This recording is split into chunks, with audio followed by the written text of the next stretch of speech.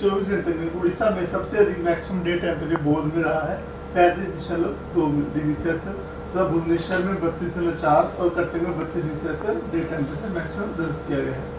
फिर उड़ीसा के ऊपर तो दक्षिणी कोई सिग्निफिकेंट सिस्टम नहीं है, लेकिन आने वाले टाइम में जो सिस्टम बन रहा है, एक low pressure area east central bay of Bengal और अर्जानी नॉर्थ अंडमान सी के ऊपर था, वह वेस्ट नॉर्थ वेस्टर्न की तरफ मूव किया है और एक well mark low pressure area बन गया हुआ है और east central bay of Bengal के ऊपर लाई कर रहा है सुबह 11:30 बजे की ऑब्जर्वेशन के हिसाब से। यह जो सिस्टम है वेस्ट नॉर्थ वेस्ट डायरेक्शन में मूव करेगा और 22 तारीख की मॉर्निंग को एक डिप्रेशन के रूप में इंटेंसिफाई होने की संभावना रख रहा है। उसके बाद 23 तारीख को एक साइक्लोनिक स्टॉर्म बनेगा east central bay of Bengal के ऊपर। उसके बाद यह system thereafter move north westward की तरफ मूव करेगा और north west bay of Bengal off Orissa West Bengal coast के पास 24 अक्टूबर की मॉर्निंग को पहुंचेगा।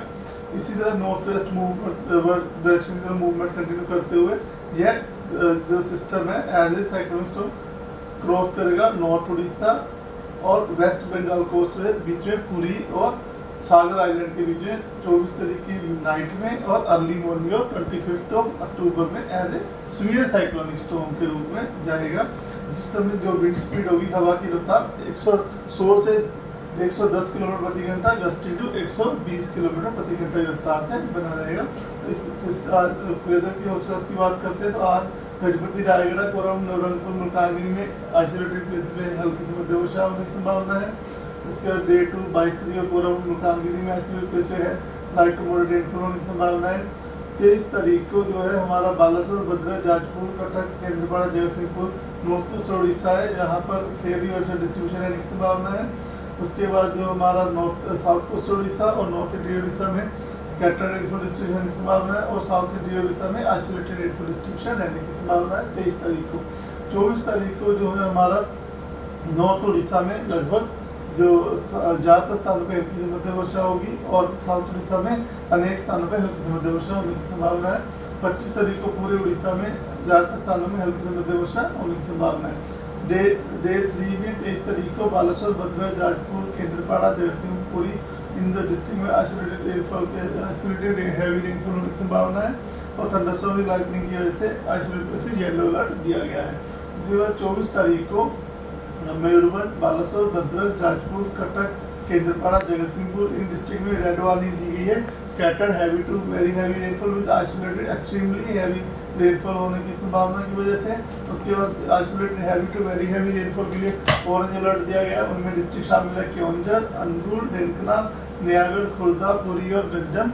उसके बाद आइसोलेटेड हैवी रेनफॉल के लिए येलो अलर्ट दिया गया है सुंदरगढ़ झारसुगुड़ा संबलपुर देवगढ़ सोनपुर बौद्ध कंधमाल गजपति इन डिस्ट्रिक्ट में येलो वार्निंग दी गई है। उसके बाद 25 तारीख को ये सिस्टम आगे मूव करेगा मयूरभंज बालासोर भद्रक क्योंझर इन डिस्ट्रिक्ट में रेड वार्निंग दी गई है scattered heavy to very heavy with isolated extremely heavy rainfall के लिए। उसके बाद सुंदरगढ़ देवगढ़ अनुगुल ढेंकनाल जाजपुर कटक केंद्रपाड़ा जगतसिंहपुर इन डिस्ट्रिक्ट में isolated heavy to very heavy rainfall के लिए ऑरेंज अलर्ट दिया गया है। उसके बाद बालगढ़ झारसुगुड़ा संबलपुर सोनपुर बौद्ध नयागढ़ खुर्दा पुरी और गंजम डिस्ट्रिक्ट में आइसोलेटेड हैवी रेनफॉल के लिए येलो वार्निंग दी गई है।